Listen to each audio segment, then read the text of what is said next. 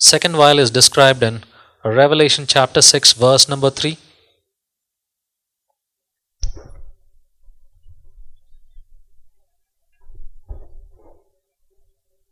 Here the sea turns to blood. Do you remember this in the second trumpet? Something similar happened in second trumpet. Let's look at Revelation chapter 16 verse number 3. Let's read this. And the second angel poured out his vial upon the sea, and it became as the blood of a dead man, and every living soul died in the sea. And the second angel poured out his vial upon the sea, and it became as the blood of a dead man. Do we have this reference in Revelation? Yes, Revelation 11:6. There are two witnesses of Jesus. These witnesses, these have power to shut heaven so that no rain falls in the days of their prophecies, and they have power over waters to turn them to blood. The same description, to turn them to blood. And if you also look at Revelation 13:1, then I stood on the sand of the sea, and I saw a beast rising out of the sea. This beast is rising out of the sea. And here it says every living soul died in the sea. Do we have a connection to both the seas? We had described that sea has waters. Waters means its nations, multitudes and tongues.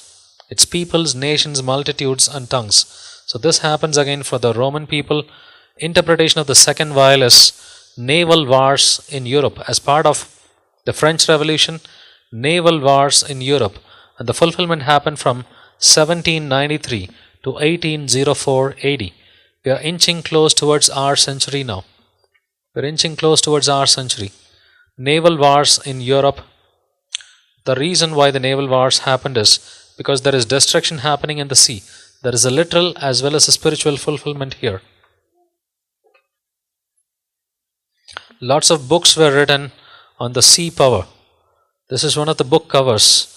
Influence of the sea power upon the French Revolution and the Empire. And it gives you the exact date.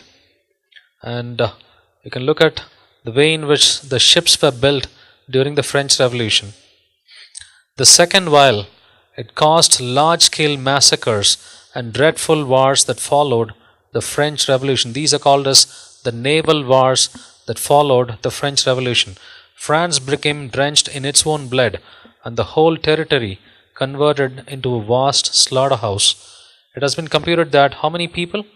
20 lakh people were massacred in France within 3 years after it became a republic, of which 2,50,000 were women and 2,30,000 children, and 24,000 Catholic priests were butchered and murdered. It is 20 lakh people who got butchered. Could you remember one event prior to this which had this much amount of butchery? No. There is not even a single event. Even the fall of Constantinople, it did not have these many dead bodies. So this is the most massive event in the entire history till that point of time. 20 lakh people died in a few years in France. But after this, Napoleon Bonaparte came up.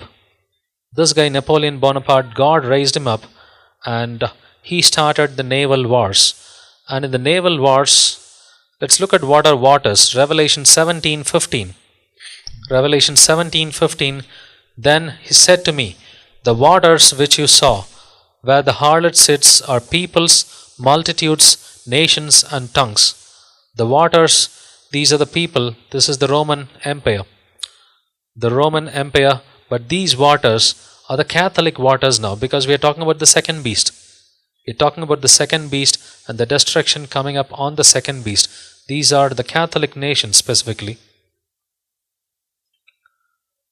And as part of the naval wars, there are 60,000 black people who were slaughtered in the French colonies, and there are a lot of people, a lot of battles that happen in the rivers and in the seas.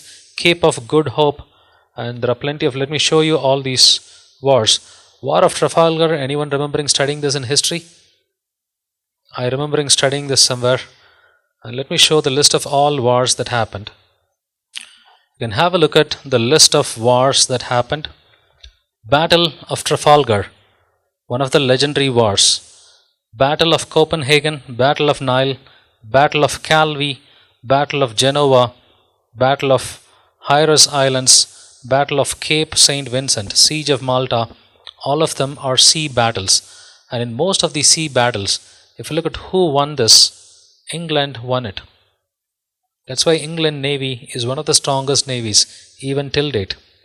Because England built their navy during the French Revolution. It was England, but do you know why England won during all these wars? The reason is they were a Bible believing nation in those days. They were a Bible obeying nation. They were a Bible believing nation in those days. And we got the Bible through England. Most of them are Englishmen. The people who translated the Bible, most of the people who gave their lives, they're Englishmen. And William Tyndale, he is an Englishman. He gave his life for Jesus. He was burnt alive just for translating the Bible. And John Wycliffe, he was an Englishman. He translated the Bible. He died a natural death. And after 30 years, the Pope dug up his remains. He burned his bones. So these are the people who were not bothered about their lives, who wanted to give their lives for translating the Bible, for reading the Bible, and for obeying the Bible. And for this reason, God's protection was on the country of England. England won almost every battle, but France won every battle with the Catholic nations. France destroyed almost every Catholic nation in Europe except for England. So it was England and France. France destroyed everyone else in all these naval battles. Because England was a true Protestant, not today's Protestant. It was a true Protestant country in older days. They were a Bible-believing country 200 years back.